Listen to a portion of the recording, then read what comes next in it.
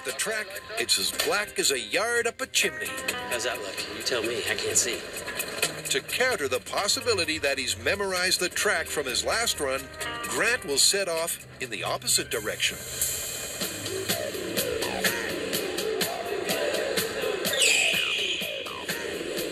This is one of those things that is just so crazy. If it wasn't for the sound of the engine and the squealing of the wheels, it would be just like a nightmare.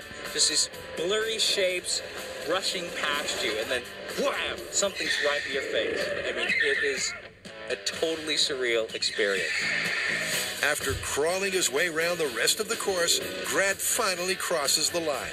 And the news is not good. You totally almost did it. Look, I was making such good time, and then there was a moose right in the middle of the road. And then I might have grazed it, and I hit the wall. You know what? I hate to tell you, from the get-go, you went down the wrong path, and you got caught by the cops. In other words, Grant flunked the test. But can Jessie do any better? At the very least, she's confident. I'm not afraid one bit. I'm kind of excited, actually. I don't know. I'm praying for the best.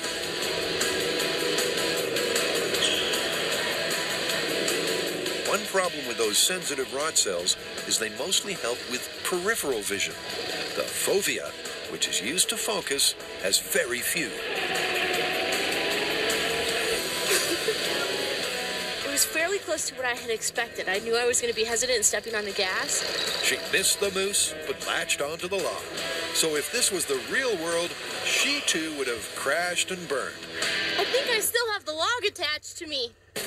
And now for the man voted most likely to burn rubber in a drive-thru. All right, so I have been sitting in the dark for 20 minutes. My eyes are completely adjusted. And you know what? I'm actually surprised at how well I can see right now. With nary a trip nor a stumble, Tori makes his way to the cart. The flag drops, and he's off to a start that's more like a stop. That was so hard. I couldn't see anything. I had to get like 6 feet away from the sun before I could even tell which way to go. Jessie, of course, had the same problem. But it's what happens next that shocks the fans. The lethal lack of light has turned Tori timid. Can't we just fast forward this? Not while he's doing it. You cannot see anything. I mean, you see shapes here and there. You have no idea. You're going to crash into something at any moment. The fact that I didn't hit the moose or the log, I think I just got lucky. Tori was far and away the slowest. Then again, he's the only one who didn't crash or drive straight to the cops. I'm the only one that made the delivery, but I mean, look how long it took me. With a lap that was 4 times longer than his effort with headlights, this myth is veering off course. Then Jessie decides to steer straight for the cliff. And we're missing one huge thing here. What's that? What happens when a car comes in oncoming direction and shines their headlights right in our face? You know, that's a good point. I mean, that would totally ruin your night vision. It sure would.